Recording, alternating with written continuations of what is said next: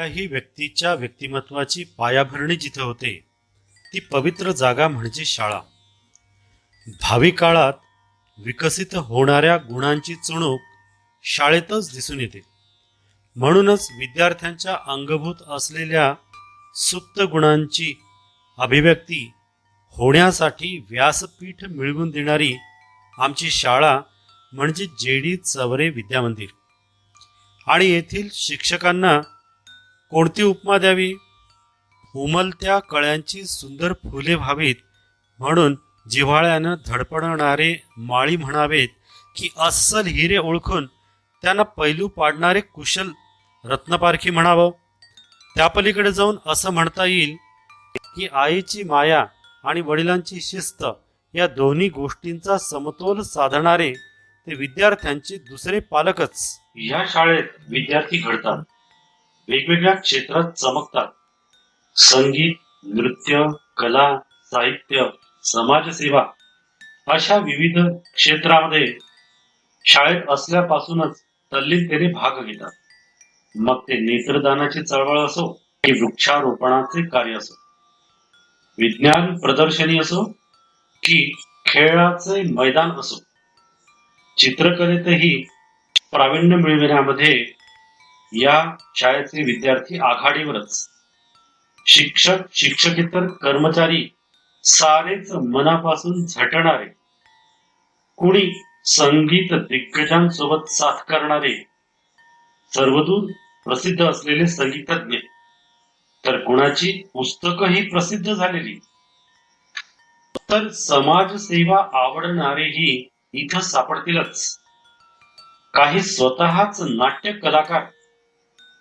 आतापर्यंत या शाळेतील तब्बल 4 शिक्षकांना आदर्श शिक्षक पुरस्कार मिळालेला. या साऱ्यामाग प्रेरणा कुणाची? अर्थातच येथील व्यवस्थापक मंडळाची. शाळेतील सर्व सदस्यांना आपला परिवार म्हणून आपुलकीनं जपणारी मॅनेजमेंट, सोबतच सन्माननीय मुख्याध्यापकांकडून मिळणारे प्रोत्साहन फार मोठी भूमिका बजावत असते. इथं प्रगतीची ध्वजाही उंच उंच जाणारच. अशा शाळेत 3 जानेवारी 2021 ह्या दिवशी महाराष्ट्राची आद्य शिक्षिका सावित्रीबाई फुले यांच्या जयंतीच्या दिवशी बालकवींच्या कवी संमेलनाचा कार्यक्रम झाला. जेन देखे रवी ते देखे कवी असे म्हटले जाते.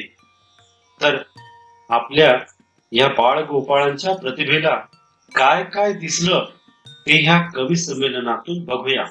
चला तर मग. नमस्कार. JD चवरे विद्यामंदिराच्या या आजच्या कार्यक्रमासाठी उपस्थित सर्वांचे मनपूर्वक स्वागत. अवघ्या महाराष्ट्रभर आपल्या विद्यार्थ्यांच्या कलागुणांनी प्रसिद्ध असणारं कारंजा लाड येथील हे JD चवरे विद्यामंदिर. या शाळेमध्ये आणि शाळेशी संलग्न असणाऱ्या महाविद्यालय दरवर्षी विद्यार्थ्यांच्या द्वारे त्यांच्या कलागुणांना वाव मिळावा म्हणून वेगवेगळे कार्यक्रम घेतले जातात. विद्यार्थ्यांच्या प्रतिभेला नवे पंख फुटावे आणि भविष्यातील वेगवेगळ्या क्षेत्रामध्ये इथले तारे चमकावेत असा या शाळेचा, शाळा व्यवस्थापनाचा आणि सर्व शिक्षकांचा प्रयत्न असतो. या प्रयत्नाअंतर्गतच आज दिनांक 3 जानेवारी 2021 नववर्ष सुरू होत आहे. नव्या सूर्याच्या किरणांना साक्षी ठेवून या उमलत्या कळ्यांची फुलं होताना आपण बघणार आहोत. त्याचबरोबर या विद्यार्थ्यांच्या प्रतिभेला नवे पंख फुटताना पाहण्याचा आनंद आपण घेणार आहोत. म्हणून आज आपण या विद्यार्थ्यांचं जे कवी संमेलन घेत आहोत त्या कवी संमेलनाच्या अध्यक्षस्थानासाठी ते संस्थेचे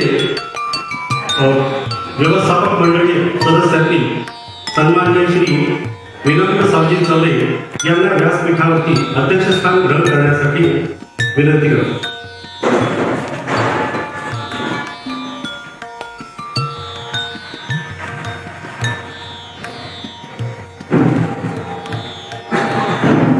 धन्यवाद.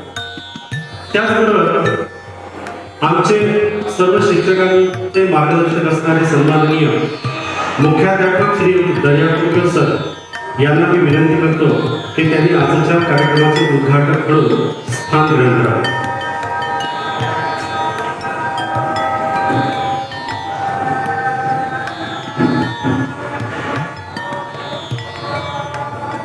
कुठल्याही कार्यक्रमाची आणि त्यातही जिथे प्रतिभेचा आविष्कार आहे अशा कार्यक्रमाची जी अधिष्ठात्री देवता म्हणजे माता सरस्वती.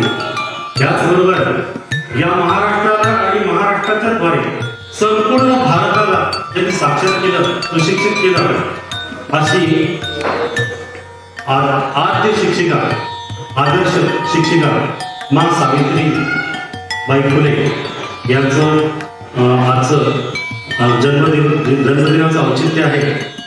आणि म्हणून मी सन्माननीय पाहुण्यांना विनंती करतो की त्यांनी सरस्वतीच्या प्रतिमेचं तसंच मा सावित्रीबाई फुले यांच्या प्रतिमेचं पूजन करावं, त्याचबरोबर दीपक प्रज्वलन करावं.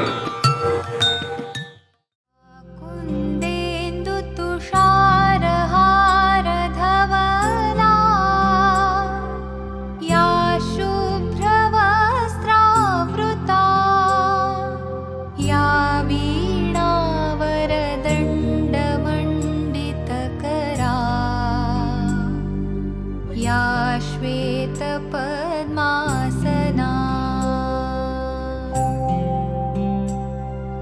या ब्रह्माच्युत शंकर प्रभृतिभिः देवैः सदा वन्दिता सा मां पातु सरस्वती भगवती निःशेषजाड्यापहा. शुभं कुरुध्वं कल्याणम् आरोग्यं धनसम्पदः शत्रुबुद्धिविनाशाय दीपज्योतिर्नमोऽस्तुते दीपज्योतिर्नमोऽस्तुते. व्यासपीठावरील मान्यवरांचं आपण स्वागत करूया.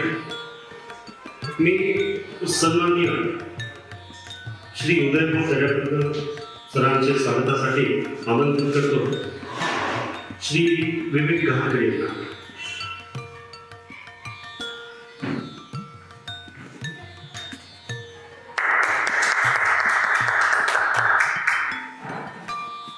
त्याचबरोबर सन्माननीय श्री विनोद संजय चौधरी यांच्या स्वागतासाठी मी इथे आमंत्रित करतो श्री चौधरीचं गीत.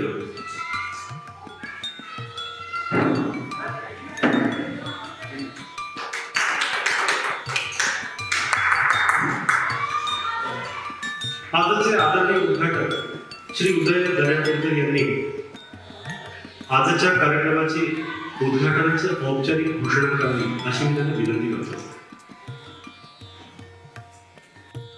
आयोजित आजच्या या संमेलनामध्ये शाळेचे संचालकीय सदस्य श्री विनम्र भाऊ यांच्या उपस्थितीमध्ये मी या संमेलनाचं उद्घाटन झालं असं जाहीर करतो.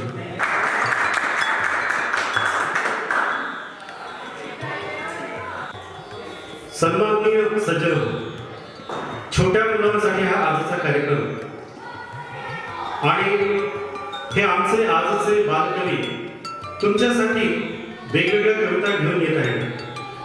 त्यांच्या कौतुकासाठी एक टाळी आपण जरूर द्याल असा विश्वास आहे. आणि बाल वयाच्या कवींचा हा कार्यक्रम असल्यामुळे बालकवी त्र्यंबक बापूजी ठोंबरे यांच्या एका सुंदर कवितेने सुरुवात करावी असं मला वाटते. ती कविता मी आता वाचतो. पहिलं तटावर हिरवाडी घेऊन निळा सावळा झरा पाहतो बेटातून. चार घरांचे गाव चिमुकले पैल टेकडीकडे. शेतमळ्यांची दाट लागली हिरवी गर्दी पुढे. पायवाट पांढरी तयातून अडवी तिडवी पडे. हिरव्या पूर्णा मधुर चालली काळ्या डोहाकडे झाकळूनी जळ गोड काळीमा झाकळूनी जळ गोड काळीमा पसरी लाटांवर पाय सोडूनी जळात बसला असला औदुंबर पाय सोडूनी जळात बसला असला औदुंबर। यानंतर लागलीच कार्यक्रमाला सुरुवात करत आहोत। मी या कार्यक्रमाच्या सूत्रसंचालनाची जबाबदारी आमच्या शाळेचे ज्येष्ठ कवी तथा ग्रंथपाल आदरणीय श्री परमेश्वर व्यवहारे तथा आमच्यासोबत सहकारी शिक्षक म्हणून काम करत असणारे श्री गजानन चौधरी या दोघांकडे मी थोडा सोपवतो। हे दोघंही चांगल्या प्रकारे कविता लिहिणारे सुद्धा आहेत। नमस्कार मित्र, आजच्या या बालकवी संमेलनामध्ये मी परमेश्वर व्यवहारे आपणा सर्वांचं मनस्वी हार्दिक स्वागत करतो।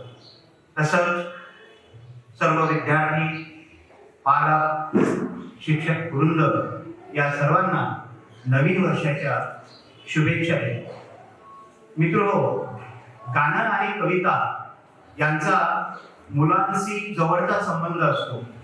अगदी अंगणवाडीपासून तर कॉलेजपर्यंत कविता त्यांचा पिछा सोडत नाही। म्हणून मुलांनी अभ्यास करता करता काहीतरी लिहावं, व्यक्त व्हावं या उद्देशानं आम्ही आजच्या या बालकवी संमेलनाचं आयोजन केलेलं आहे। यातील काही मुलांच्या कविता ह्या स्वरचित आहेत, तर काहींच्या ह्या संकलित स्वरूपाच्या असतील। तर आज 3 जानेवारी क्रांतिज्योती सावित्रीबाई फुले यांची जयंती। त्यांना प्रथम आपण अभिवादन करूया आणि आपल्या कवी संमेलनाला रीतसर सुरुवात करूया। असं म्हणतात की कविता ही माणसाला जगण्यासाठी बळ पुरवते, ऊर्जा देते।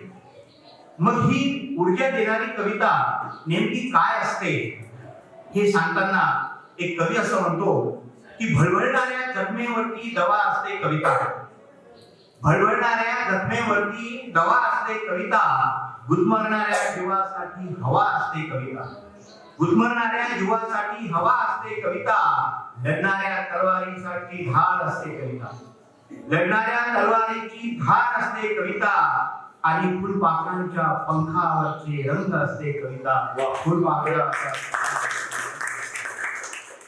तर आजच्या या संमेलनामध्ये सर्वप्रथम मी कुमारी आदिती जिरापुरे हिला कविता वाचण्यासाठी आमंत्रित करते।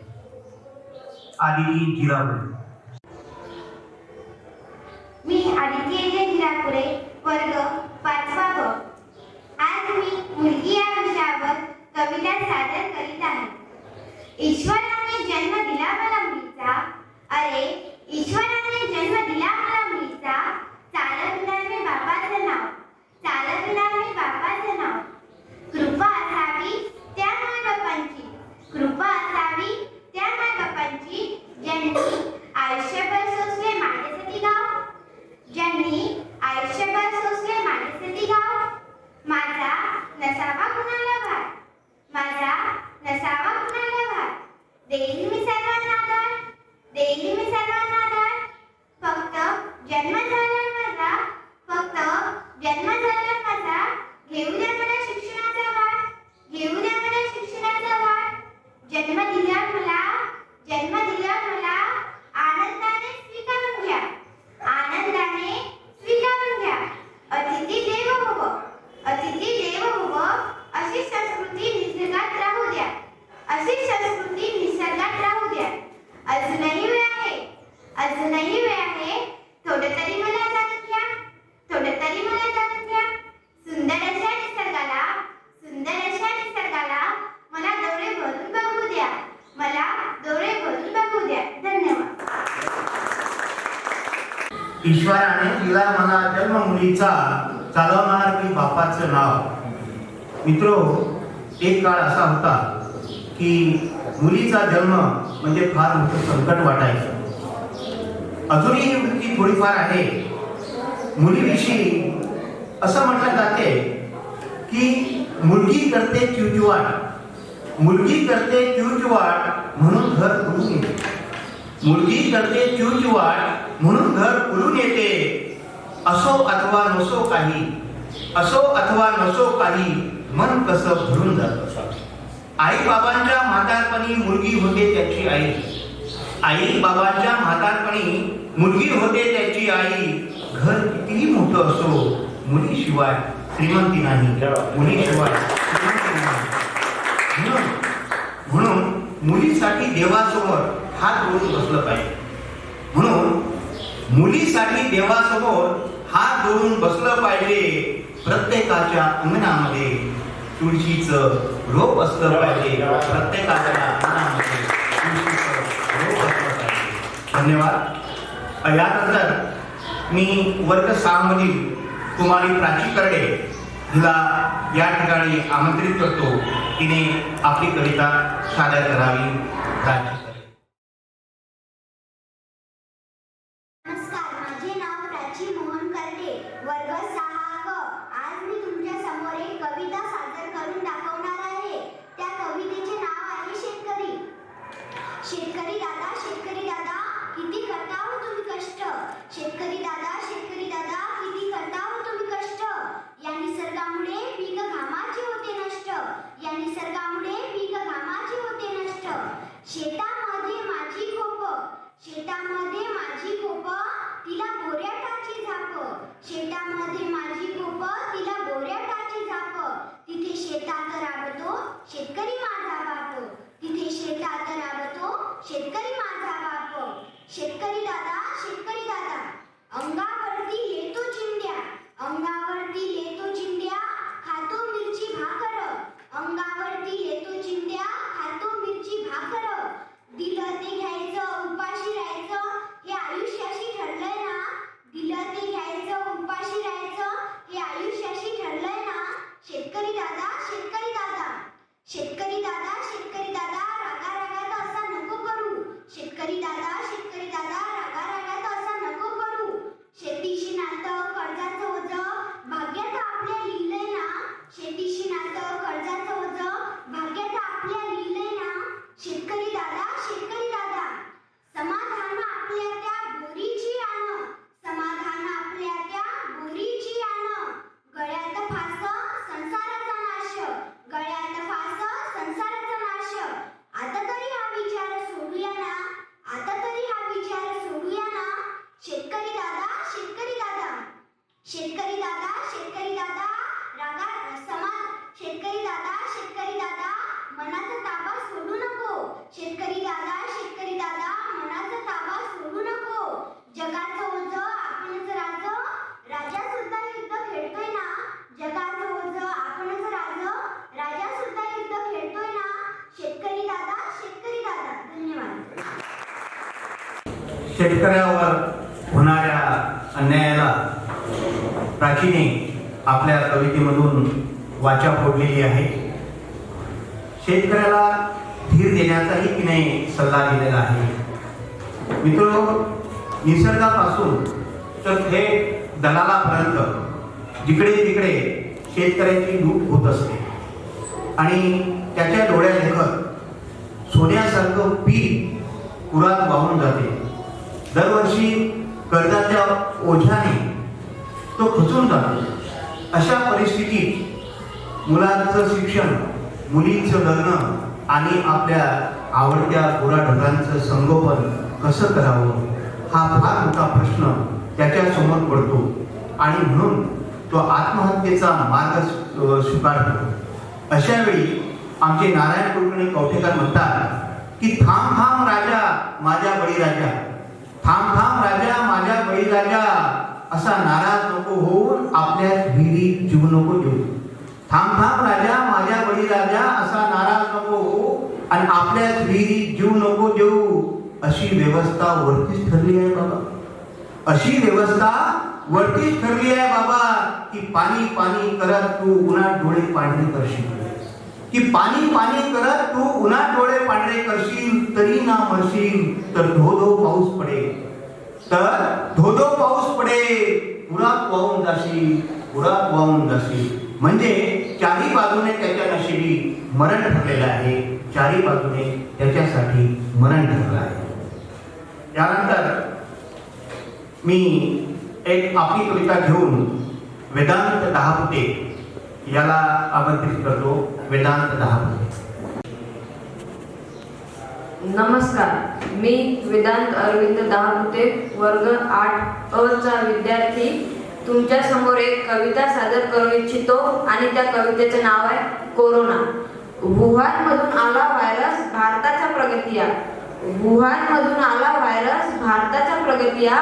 शासन म्हणते आहे कोरोनाची कडी हाणून पाड. शासन म्हणते आहे कोरोनाची कडी हाणून पाड. कोरोना व्हायरसमुळे लागले सगळीकडे लॉकडाऊन. कोरोना व्हायरसमुळे लागले सगळीकडे लॉकडाऊन. बंद आहेत खेडी आणि बंद आहेत town. Italy, Spain, America. Italy, Spain, America सगळेच आले याच्या जाळ्यात. म्हणून शासन म्हणते बसा आपापल्याच वाड्यात. कोरोना व्हायरसमुळे पोलीस लोक उभे आहेत वर्दीवर. कोरोना व्हायरसमुळे पोलीस लोक उभे आहेत वर्दीवर आणि ते नियंत्रण आणतायत गर्दीवर. हळूहळू झाले सर्व जीवन सुरळीत. हळूहळू झाले सर्व जीवन सुरळीत. अर्थव्यवस्थेचे जागेवर आणण्यासाठी गणित. पण शासन म्हणते कोरोनाचे सर्व नियम पाळा. पण शासन म्हणते कोरोनाचे सर्व नियम पाळा, तरच बसेल कोरोनाला आळा. घरात बसून लोकांना काही रमेना. घरात बसून लोकांना काही रमेना म्हणून ते बघतात टीव्ही, सिनेमा. तरीही त्यांचा बसेना मेळ. तरीही त्यांचा बसेना मेळ म्हणून ते खेळतात घरातले खेळ. असे असूनही पोलीस उतरतात रस्त्यात. असे असूनही पोलीस उतरतात रस्त्यात. सांगायला लोकांना राहा घराच्या आत. जे तरीही घालतात पोलिसांची वाट. जे तरीही घालतात पोलिसांची वाट त्यांना देतात पोलीस लाठ्यांचा प्रसाद. डॉक्टर व पोलीस यांचे मानावे किती आभार. डॉक्टर व पोलीस यांचे मानावे किती आभार. त्यांचा खूप मोठा आहे लढाईला या आधार. लाख मेले तरीही नाही घेतली त्यांनी माघार. लाख मेले तरीही नाही घेतली त्यांनी माघार. आणि महामारीत देवासारखा त्यांनीच घडविला चमत्कार. त्यांनीच घडविला चमत्कार. लॉकडाऊनमुळे जनतेचे कसे हाल झालेले आहेत हे अतिशय उत्तमरित्या वेदांतने आपल्या कवितेतून सादर केलेलं आहे. या लॉकडाऊनमुळे डॉक्टर, नर्सेस, साफसफाई कामगार, पोलीस वर्ग, शिक्षक बंधू, महसूल कॉलनी, महसूल कर्मचारी या सर्वांनी देवदूत म्हणून जनतेची सेवा केलेली आहे हे आपण सर्वांनी पाहिलेलं आहे. कोरोना नष्ट व्हावा म्हणून अनेक उपाय सुरू आहेत. कोणी गो कोरोना गो म्हणून प्रार्थना करीत आहे, तरी तो जाण्याचं काही नाव घेत नाही. उलट त्यानं आपला एक सोबती सुद्धा सोबत आणलेला आहे. तरी मित्र आपण आशा करूया की तो जाणार, त्याला जावंच लागेल. वो जाएगा और लौट आएगी खुशियाँ. वो जाएगा और लौट आएगी खुशियाँ. अभी कुछ गमों का शोर है. अभी कुछ गमों का शोर है. जरा संभल कर रहो दोस्तों. यह इम्तिहान का दौर है. यह इम्तिहान का दौर है. यानंतर मी कुमारी नंदिनी ढोपे तुला या ठिकाणी पाचारण करतो. कुमारी नंदिनी ढोपे. नमस्कार, मी नंदिनी योगेश टोपे वर्ग 5वा अ. आज मी आपल्या समोर एक कविता सादर करीत आहे आईच्या विषयी.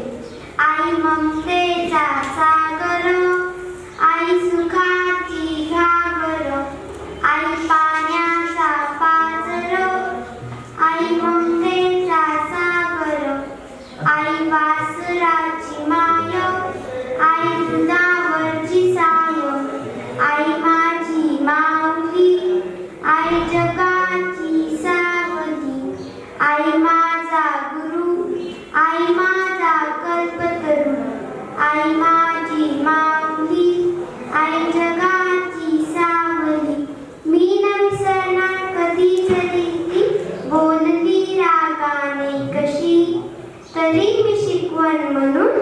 माझ्या घेणार मनामध्ये. धन्यवाद. धन्यवाद. आईविषयीच्या आपल्या भावना आपल्या शब्दातून नंदिनीने व्यक्त केलेल्या आहेत. मला वाटते आई म्हणजे विधात्यानं निर्माण केलेली एक सुंदर कलाकृती आहे. आई म्हणजे संसारातील एक सूर आहे, ताल आहे, नाद आहे, संगीत आहे. म्हणून कुणीतरी म्हटले आहे, आई मायेची पुण्य आहे. आई मायेची पुण्याई, आई बाळाची नवाई.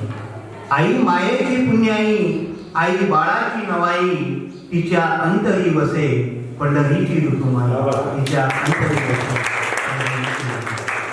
यानंतर पुढील कार्यक्रमाचे सूत्रसंचालनाची धुरा मी आमचे सहयोगी मित्र श्री गजानन चौधरी सर यांच्याकडे सोपवितो. श्री गजानन चौधरी सर. धन्यवाद व्यवहारे सर. धन्यवाद जोशी सर. प्रथमतः आपल्या या ऑनलाईन बालकवी संमेलनासाठी आपल्याला स्पर्धक म्हणून लाभलेले आपल्या शाळेतील 11 स्टार्स या सगळ्यांचं पुन्हा एकदा मी शब्दसुमनाने स्वागत करतो. आणि या नवीन वर्षाच्या सगळ्यांना पुनश्च एकदा हार्दिक शुभेच्छा. नुकताच आई हा विषय नंदिनीने खूप सुंदर पद्धतीनं आपल्या समोर मांडला. यानंतर म्हणू निसर्ग. बालकवींचा अगदी जिव्हाळ्याचा आणि आपलासा वाटणारा विषय. कारण निसर्गाचा स्वच्छंदीपणा मुलांमध्ये, तर लहान मुलांचा निरागस भाव निसर्गामध्ये फारसा शोधावा लागत नाही. कारण ते दोन्हीही परस्पराभिन्न असतात. आणि म्हणूनच निसर्गामध्ये बागडणारी मुले आणि मुलांच्या कवितांमधून दरवळणारा निसर्ग ऐकणं केवळ पर्वणीच. चला तर मग आमची पुढची बालकवयित्री आनंदी दहातोंडे वर्ग 7 क हिची निसर्ग ही कविता ऐकूया आणि या अनुभूतीचे प्रत्यक्ष साक्षीदार होऊया. आनंदी दहा. नमस्कार, मी आनंदी धनंजय राहतोंडे, जेडी चौरे विद्या मंदिर मधील वर्ग 7 क ची विद्यार्थिनी आपल्या ऑनलाईन कवी संमेलनामध्ये सर्वांचे स्वागत करते. या प्रसंगी मी माझी एक स्वलिखित कविता सादर करणार आहे. निसर्गा रे करू मी तुझे वर्णन कसे, सर्वन भावर होय रेखिले सुंदर तेजे रूप तुझे. हिरवी हिरवी झाडी नदी रंगी बिरंगी फुले, संध्याकाळी सारे सूर्यास्तावर डुले. प्रभात वेळी रूप तुझे रे सूर्यावरती फुले, रात्र संपता जीव तुझा रे चंद्रावरती झुले. खूप सुंदर आनंदी. निसर्गाचं अगदी जिवंत चित्रण तिने अगदी मोजक्या शब्दांमध्ये आपल्यासमोर हुबेहूब मांडलं. खरंच तिचं खूप खूप कौतुक. 2020 नुसतं नाव घेतलं तरी अंगात धस्स होत. काय काय नाही दाखवलंय, पुन्हा कुणाला नाही छडलं. अहो, अगदी देवाला सुद्धा नाही सोडलंय. मग इतरांची विषाद काय? कितीतरी प्रथा मोडल्या, कितीतरी परंपरा खंडित केल्या, देशांच्या अर्थव्यवस्था बुडवल्या, तर कित्येकांना निराधार केलं. आणि या सगळ्यांसोबतच भराडला गेला आमचा निष्पाप वारकरी, ज्यांना कधी कधी म्हणून वारी सोडली नाही ना कधी कोणत्या कारणासाठी ती टाळली. पण कोरोनानं त्याचीही सत्वपरीक्षा घेतली. पण घाबरेल तो वारकरी कसला, त्यानेही आपली सर्व भक्ती, सर्व श्रद्धा, सर्व समर्पणपणाला लावत सरळ पांडुरंगालाच आपल्या घरी बोलावून घेतलं. विश्वास बसत नाही ना? चला तर मग ऐकूया वर्ग 5 अ च्या संचिता दंडे हिचं आगळं वेगळं विठ्ठल प्रेम. संचिता दंडे. मी संचिता संजय दंडे, मी वर्ग 5वी मध्ये अची विद्यार्थिनी आज तुमच्या समोर एक कविता सादर करू इच्छित आहे. ज्या कवितेचं नाव आहे पांडुरंगा तूच येणार आहे आज माझ्या घरी. संकट आले लय भारी, संकट आलेलं आहे भारी, सांग ना कशी करू मी वारी. संकट आलेलं आहे भारी, सांग ना कशी करू मी वारी. आज बंद आहे तुझी पंढरी, आज बंद आहे तुझी पंढरी. पांडुरंगा तूच येणार आहे आज माझ्या घरी. ना कुठे दिंड्या दिसे ना कुठे पताका, ना कुठे दिंड्या दिसे ना कुठे पताका. ना तुझ्या नावाचा गजर, ना कुठे दिंड्या दिसे ना कुठे पताका. ना तुझ्या नावाचा गजर. सामसूम झाले सर्व, सामसूम झाले सर्व, पंढरीला जाणारे ते बर. संकट लय भारी, पांडुरंगा तूच येणार आहे आज माझ्या घरी, तूच येणार आहे आज माझ्या घरी. नामाचा तुझा मी करते गजर, नामाचा तुझा मी करते गजर. राहुल मुलांबाळांमध्ये घरी सजर. नामाचा तुझा मी करते गजर, राहुल मुलांबाळांमध्ये घरी सजर. आले पांडुरंगा आता मी तुला शरण, आले पांडुरंगा तुला आता मी शरण. माझ्याच वेळेस दे मला तू तुझे पवित्र दर्शन, तुझे पवित्र दर्शन. संकट लय भारी, पांडुरंगा तूच येणार आहे आज माझ्या घरी, तूच येणार आहे आज माझ्या घरी. तुझ्याच भेटीची रे मस लागली आहे ओढ, तुझ्याच भेटीची रे मस लागली आहे ओढ. तुलाच सोडवायचे आहे हे न भूतो न भविष्याचे कोड. तुझ्याच भेटीची रे मस लागली आहे ओढ, तुलाच सोडवायचे आहे हे न भूतो न भविष्याचे भयावह कोड. त्यासाठी सर्व नाते सीमा तुमचा आता तोड, त्यासाठी सर्व बंधने सीमा तुमचा आता तोड. भक्त पुंडलिकासारखे नाते तू माझ्याशी जोड, माझ्याशी जोड. संकट लय भारी, पांडुरंगा तूच येणार आहे आज माझ्या घरी, तूच येणार आहे आज माझ्या घरी. थँक्यू.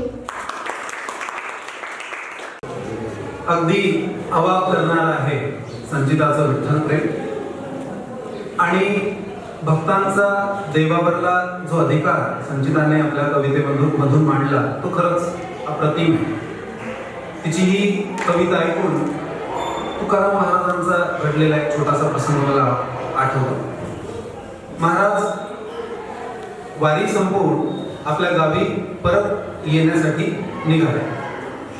तेव्हा येताना शेवटचं विठ्ठलाचं दर्शन घ्यावं म्हणून महाराज मंदिरामध्ये गेले आणि मंदिरामध्ये गेल्याच्या नंतर पहा महाराज पंढरीतून परत फिरतायत. तुकाराम महाराज तेव्हा मंदिरातून परत फिरताना देव गहिमा, यू जस्ट इमॅजिन, देव गहिमा, देवाला एकदम काही सुचेना. तुकाराम महाराज परत जात आहे पण देवाला काही सुचेना.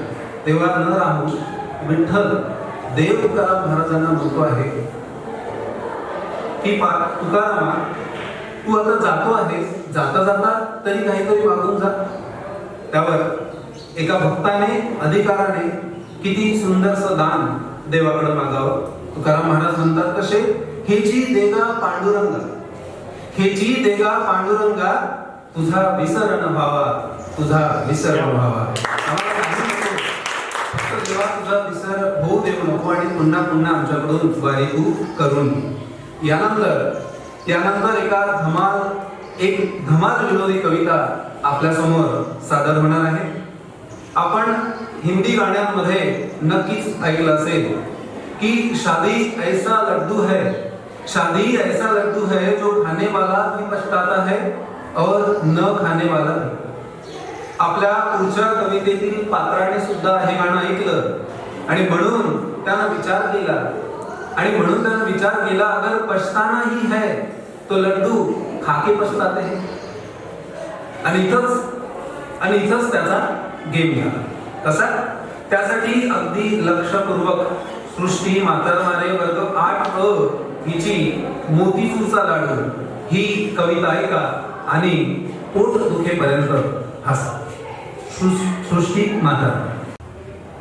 नमस्कार, मी श्रुती संतोष म्हातारमारे वर्ग 8 ची विद्यार्थिनी तुमच्या समोर सादर करीत आहे मोतीचूरचा लाडू ही विनोदी कविता. मित्र म्हणतात मायेवाले, मित्र म्हणतात मायेवाले, एकदा तर लग्नात जाय. मित्र म्हणतात मायेवाले, एकदा तर लग्नात जाय. मोतीचूरचा लाडू हाय, मोतीचूरचा लाडू हाय, एकदा तर चुरून खाय. मोतीचूरचा लाडू हाय, एकदा तर चुरून खाय. मग न्यावी म्हणलं नेका, मग म्यावी म्हणलं लेका करून घे हरी, मग म्यावी म्हणलं लेका करून घे हरी.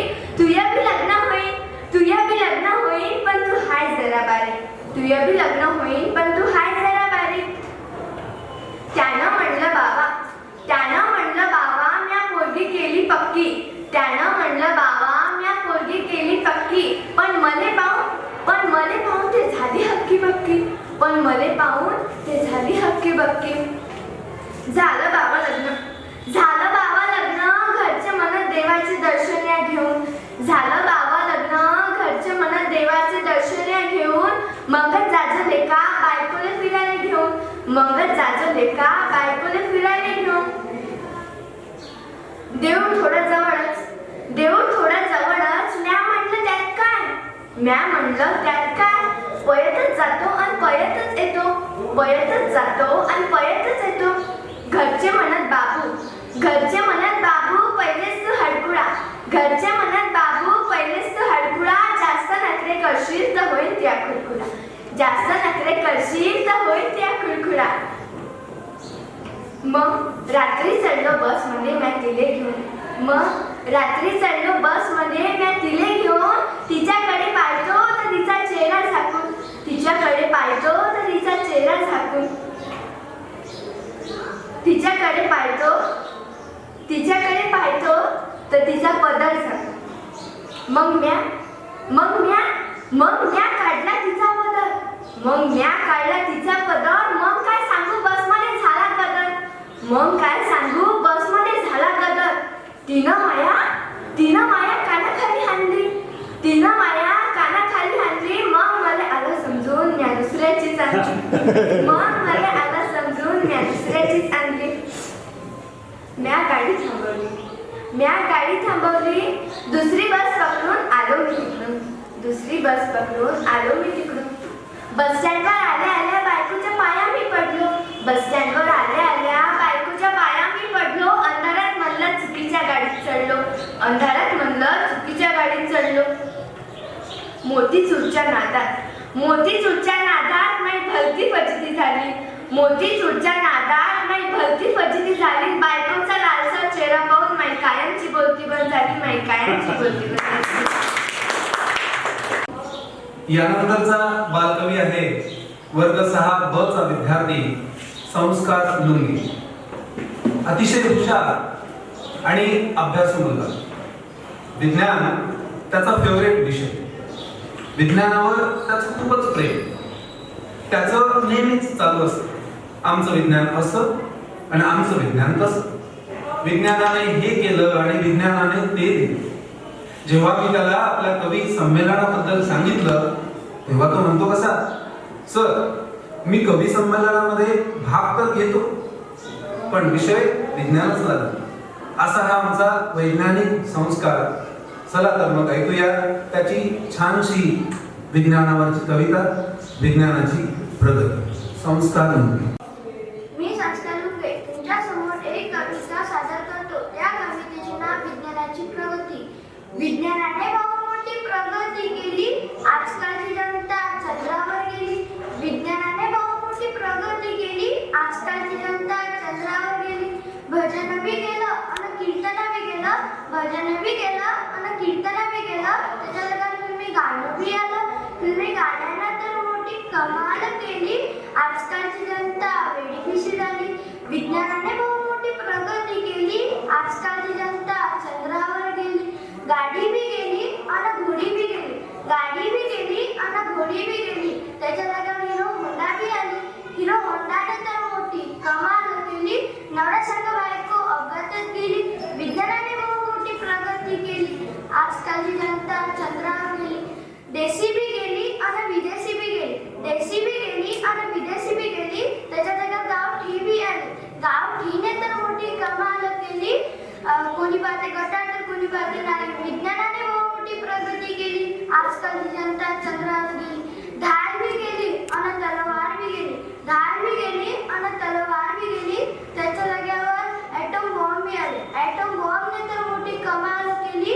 हिरोशिमा नागासाकी उडवूनच दिली. विज्ञानाने बहुत मोठी प्रगती केली, आजकालची जनता चंद्रावर गेली. विज्ञानाने बहुत मोठी प्रगती केली, आजकालची जनता चंद्रावर आता कळलं संस्कारला विज्ञानाचं खरं रूप. आणि त्याला हेही कळलं की प्रत्येक गोष्टीचं महत्व ती गोष्ट वापरणारा कसा आहे याच्यावर अवलंबून असते. गतवर्षीचा प्रवास नुकताच संपला. अनेक संकटे आली. काहींनी दुःखाच्या खोल दऱ्या दाखवल्या, तर काही संकटे आयुष्यभर पुरेल एवढा अनुभव देऊन गेली. पण काहीही असो, संकटे कितीही असो, काही गोष्टी ह्या शाश्वत असतात. जसे आकाशात सूर्य चंद्र तारे, जमिनीवर समुद्र आणि वाहणारे वारे, आणि आमच्या जेडी शाळेचे विद्यार्थी न्याय. कारण या कठीण काळातही सरकारने सुचवलेले ठोक ताडे पाडत तंत्रज्ञानाच्या मदतीने आमचे विद्यार्थी ज्ञानार्जनाच्या रथावर आरूढ झाले आणि ज्ञानरूपी अमृताचे सेवन सुरूच ठेवले. त्यात ईश्वरी भंडारेसारख्या विद्यार्थिनीने तर अभ्यासासोबतच सभोवतालच्या परिस्थितीचाही अंदाज घेतला. इतकेच काय, तर कोरोनालाच आपला धाक बसावा म्हणून तिने त्यावरच एक कविता लिहून काढली. चला तर मग ऐकूया ईश्वरी हिची कोरोना ही कविता. ईश्वरी भंडारे. नमस्कार, मी ईश्वरी विकासराव भंडारे, जेडी चौरे विद्या मंदिर, कारंजा लाड येथील वर्ग 7 अ ची विद्यार्थिनी. आपल्या या ऑनलाईन कवी संमेलनामध्ये स्वागत करते. तर या प्रसंगी मी एक स्वलिखित कविता सादर करणार आहे. त्या कवितेचा विषय आहे कोरोना. कोरोनामुळे झाली सॅनिटायझर आणि मास्क सोबत दोस्ती. कोरोनामुळे झाली सॅनिटायझर आणि मास्क सोबत दोस्ती.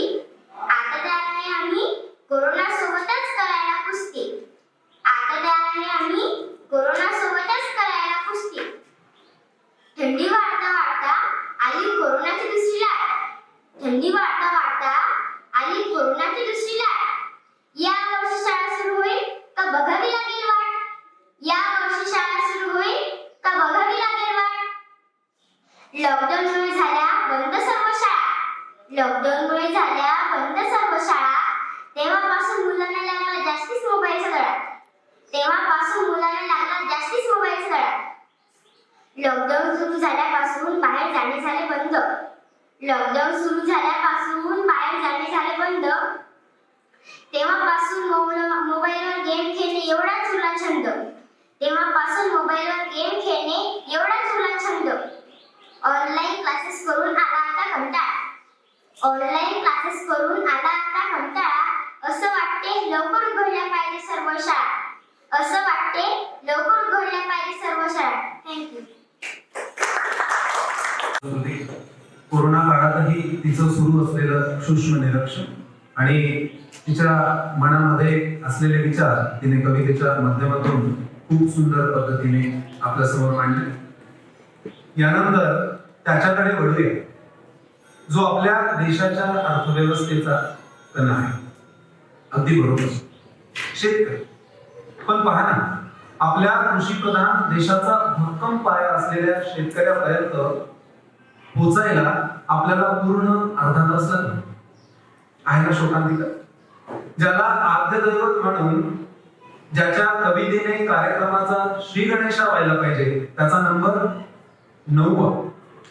बरं, इथं तो काहीच वेळ दुर्लक्षित राहिला. पण आपल्या देशात तरी बापरे, त्याबद्दल वर्ग 6 ब च्या आरुषी ढवक हिनेच बोललेलं बरं. तर यानंतर मंचावर येथे आहे आरुषी. शेतकरी हा विषय. आरुषी ढवक. नमस्कार, मी आरुषी ढवक वर्ग 6 ब ची विद्यार्थिनी आपल्या समोर शेतकरी या विषयावर कविता सादर करीत आहे. शेतात मरमर करूनही शेतकऱ्याच्या पिकाला हमी भाव मिळत नाही. शेतकऱ्याच्या पिकाला हमी भाव मिळत नाही. त्याचा व्यथा पोहोचवण्यासाठी त्याला फासावर जावे लागते. तरी त्याची दखल घेतली जात नाही. कारण भारत देश कृषी प्रधान आहे. लॉकडाऊनमध्ये सर्व ठप्प असताना शेतकऱ्यांनी चालवली देशाची अर्थव्यवस्था. पण जेव्हा तो दिल्लीत येतो तेव्हा त्याचा हल्ला होतो. तेव्हा त्याचा भल्ला होतो, कारण भारत देश कृषीप्रधान आहे, कारण भारत देश कृषीप्रधान आहे. निवडणुका आल्या की तुम्ही मोठमोठ्याने लॉलीपॉप दाखवता. निवडणुका आल्या की तुम्ही मोठमोठ्याने लॉलीपॉप दाखवता.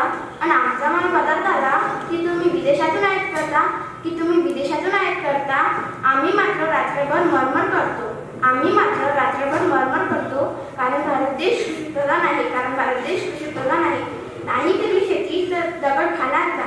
नाही पिकली शेती तर दगड रोटे खाणार का? शेतकऱ्यांसाठी आता तरी काही करणार का? कृषीप्रधान देशाचा सन्मान केला जाईल का? तुम्हीच सांगा, देश माझा कृषीप्रधान पुन्हा होईल का? धन्यवाद. विपर्यास आणि विरोधाभास या शब्दालंकाराचा सुंदर वापर करून देशातील शेतकऱ्यांचे नेमके स्थान व महत्व काय याचे विधारक चित्रण करणारी आरुषी हिची कन्या रचना. यानंतर पुढे वळूया. आईविषयी नेहमीच कितीतरी लिहिल्या जातं, कितीतरी बोलल्या जातं, पण तरीही काहीतरी राहिल्यासारखं कायमच वाटतं. अगदी दोन अक्षराचा शब्द पण विश्वाच्या आधीपासून त्याच्या अंतापर्यंत पुरेल एवढी याची व्याप्ती. चला तर मग पाहूया आपल्या वर्ग 5 ची बाल कवयित्री स्मिता मुळतकर हिची आईबद्दलची संकल्पना नेमकी काय. स्मिता मुळतकर. नमस्कार, मी स्मिता पुरुषोत्तम मुळतकर, वर्ग 5व्या अ ची विद्यार्थिनी. आज मी तुम्हाला आईविषयी कविता सांगणार आहे. आ म्हणजे आत्मा आणि ई म्हणजे ईश्वराच्या रूपात मिळाली मला आई. तिच्याबद्दल लिहिताना अपुरी पडेल माझ्या पेनात दिशे. आ म्हणजे आत्मा आणि ई म्हणजे ईश्वराच्या रूपात मिळाली मला आई. तिच्याबद्दल लिहिताना अपुरी पडेल माझ्या पेनात दिशे. असंख्य अशा वेदना सहन करून तिने दिला मला जन्म. देवरूपी आई भेटली नक्की असते माझे काही पुण्यकर्म. स्वर्ग वाटे घर कारण सोबत असतो तिचा सहवास. ती धगधगत्या हृदयात ती आहे माझा श्वास. माझ्या हसण्यामागच्या दुःखाला ती ओळखते. तिला न बोलताच सगळं काही कळते. रुसले कधी तर जवळ येऊ 2 घास प्रेमाने भरवते. माझे पोट भरले की मग ती आनंदाने जेवते. ती जवळ असली की दुःख पण पंखाला उडून जातात. मायेच्या स्पर्शेने सारे घाव भरून येतात. आई तू आहे माझा देव आणि मी तुझा भक्त. शब्दात, ओळीत, कवितेमध्ये तुला करता येणार नाही.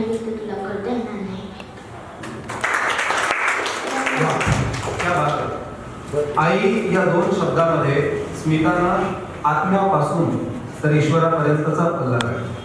आणि शेवटी आपली प्रांजळ कबुली सुद्धा तिने दिली की आईला शब्दात, ओळीमध्ये किंवा कवितांमध्ये व्यक्त करणं केवळ अशक्य आहे. असा हा आजचा आपण आयोजित केलेला हा ऑनलाईन बालकवी संमेलनाचा कार्यक्रम. आमच्या शाळेचं महत्वच हे आहे की विद्यार्थ्यांचा एकांगी विकास होऊ नये, त्याचा सर्वांगीण विकास व्हावा यासाठी अभ्यासासोबतच इतरही खूपसे कार्यक्रम दरवर्षी शाळेमध्ये आयोजित केले जातात. हे वर्ष म्हणजे गेलेलं वर्ष तसं थोडं जोखमीचंच होतं, पण तरीही सदैव आम्हाला मार्गदर्शन करणारे आमचे व्यवस्थापक मंडळ आणि त्यानुसार सदैव झटणारे आमच्या शाळेतील शिक्षक वृंद यांची मेहनत यामुळं याही वर्षी अशा विविधांगी कार्यक्रमांचं आयोजन आपण करतो आहे. आणि निश्चितच सरकारचे सर्व ठोकताळे या संदर्भात आपण लक्षात घेतोच आहे. अशा या छोट्या मोठ्या बालकवी संमेलनामधून पुढचे बालकवीपासून तर महाकवींपर्यंतचे कवी तयार व्हावे अशी निश्चितच आमची अपेक्षा आहे. आणि त्यासाठी या बालकवींना आमच्याकडून कायमच त्यांना मदतीचा हात राहील आणि त्यांच्या पाठीशी शाळेची आणि आमची सुद्धा प्रेरणा राहील. यानंतर वळूया आपल्या कार्यक्रमाच्या शेवटच्या टप्प्यावर. प्रथमतः आमच्या संस्थेचं व्यवस्थापकीय मंडळ जे सदैव अशा प्रकारचे कार्यक्रम घेण्यासाठी आम्हाला प्रेरित करत असतं आणि त्यासाठी लागणारी सर्व सुविधा आणि इतर गोष्टी आम्हाला पुरवतं. त्यासाठी प्रथमतः मी व्यवस्थापकीय मंडळांचं आभार मानतो. त्यानंतर या कार्यक्रमाचे अध्यक्ष श्री विनम्र भाऊ चौरे जे आमचे संचालकीय सदस्य सुद्धा आहेत, तसेच कार्यक्रमाचे उद्घाटक आमच्या शाळेचे प्राचार्य माननीय श्री दर्यापूरकर सर यांनी सुद्धा आपल्या बालकवींना प्रेरणा मिळावी यासाठी जो आपला अमूल्य वेळ आपल्याला दिला त्यासाठी मी त्यांचे सुद्धा आभार मानतो. यानंतर बालकवींच्या कवितांचं सूक्ष्म परीक्षण करून त्यांचं गुणांकन करणारे आमचे सहकारी मित्र श्री रामहरी पंडित सर आणि आमच्या शाळेतील सहाय्यक शिक्षक श्री जोशी सर यांनी सुद्धा आम्हाला त्यांचा अमूल्य असा वेळ दिला. त्यासाठी मी त्यांचे सुद्धा आभार मानतो.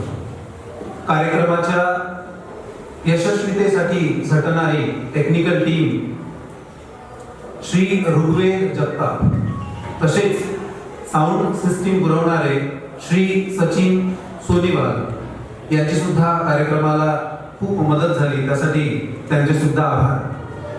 तसेच आमच्या बालकवींना ज्याने सादरीकरणाचा एक अँगल दिला, त्यांना मार्गदर्शन केले, तो आमच्याच शाळेचा माजी विद्यार्थी सुयश देशपांडे याचे आभार मानावे की त्याला अशा आणखी कार्यक्रमासाठी मदत मागावी हा प्रश्नच आहे, पण त्याचे सुद्धा आभार.